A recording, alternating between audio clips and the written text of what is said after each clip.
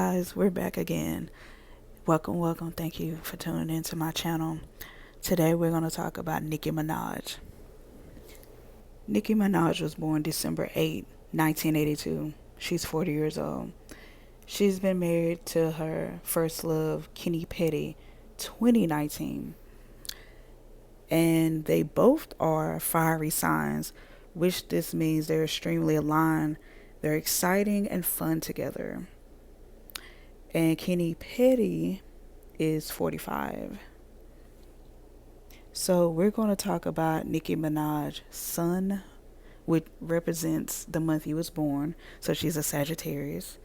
Her moon sign, which she is a Virgo. That's her personality. Rising sign, which she comes off to the world, is Aquarius. So we're going to also look at her third house, fifth house, eighth house, and 10th house. The houses represents different areas in your life. Either you need to work on or just an eye open on what you need. So her sun, like I said, Sagittarius, Virgo moon, it's an organized and attentive personality, a witty personality, has a distinctive way of living life to its fullest. People with the sun in Sagittarius and their moon in Virgo are great intellectuals who plan things to every little detail. They are very specific with their strategies and demands.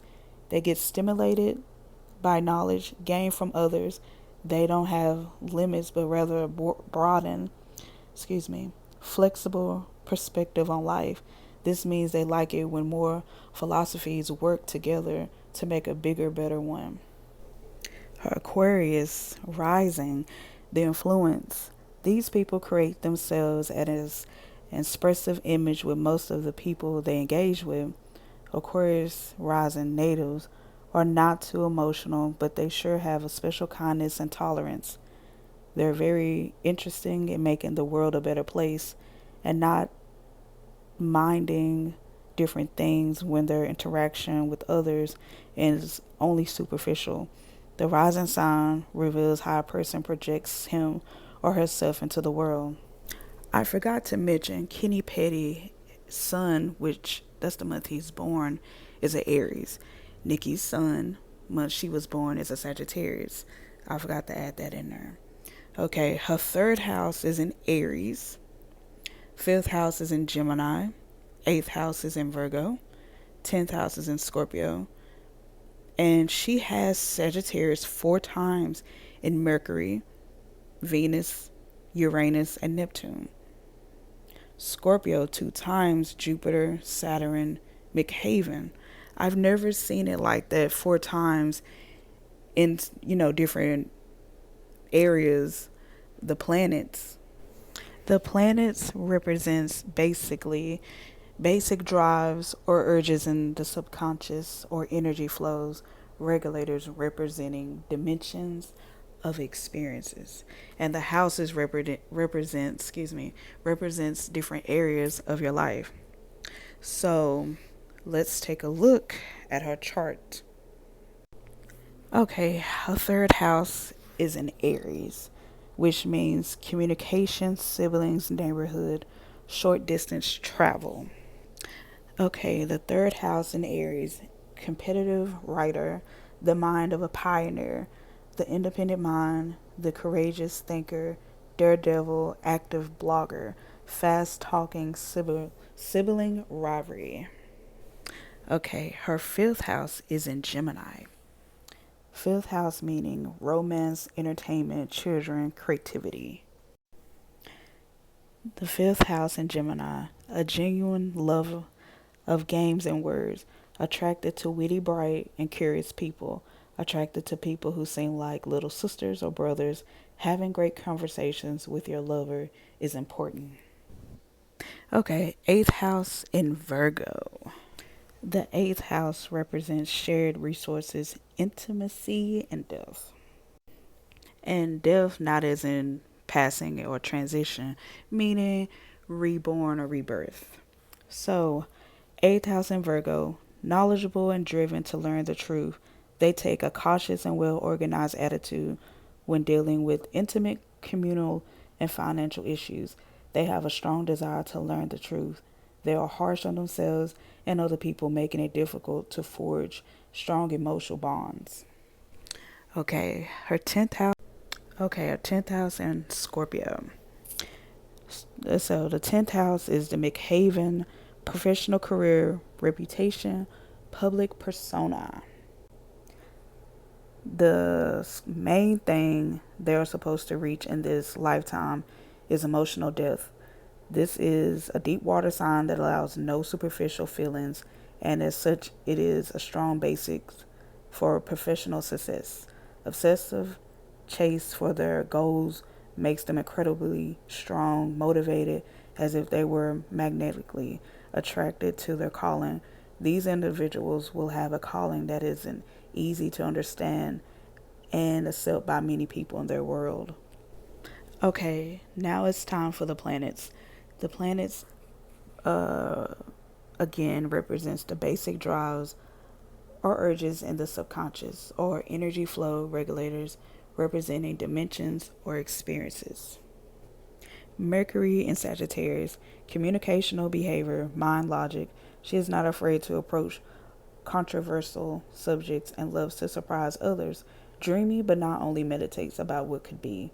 She also takes the necessary steps to achieve her goals. She's an adventurer, the stereotypical wanderer, always thinking about what the future holds, what the secrets of the world are, and how she can discover them. Uranus and Sagittarius. Progress and inner motivation, revolutionary vision, interactions, how rebellious you are, the bringers of innovative techniques, the ones who get the future closer to the present, always thinking about what else to innovate and to implement in their pursuit of institutional development. They sometimes forget about the day to day responsibilities, the world they've given, or the rules of society. The thing is, they are in love with knowledge of all sorts, and they want to find out as many things as possible about the world, about philosophy, religion, politics. Neptune is Sagittarius. Spiritual, intuition, higher self, imagination, dreams. Those born with Neptune as Sagittarius are regarded as free spirited people who roam about without a care in the world. The uninhibited hippies who take you for the ride of your life. The sociable adrenaline junkies, the open minded, and so on. Their flexibility and adaptable personality and to entertain, a lot of potential and possibilities without the need to look down on certain opportunities simply because they don't compile with certain social standards. Jupiter in Scorpio, possible of growth, reach knowledge affecting philosophy and ethical principles. You are prone to developing small obsessions. These born with the Jupiter in Scorpio, transition in their natal chart are true detectives who read minds like others. Drink their coffee. It would be great if they would use their intuition to educate.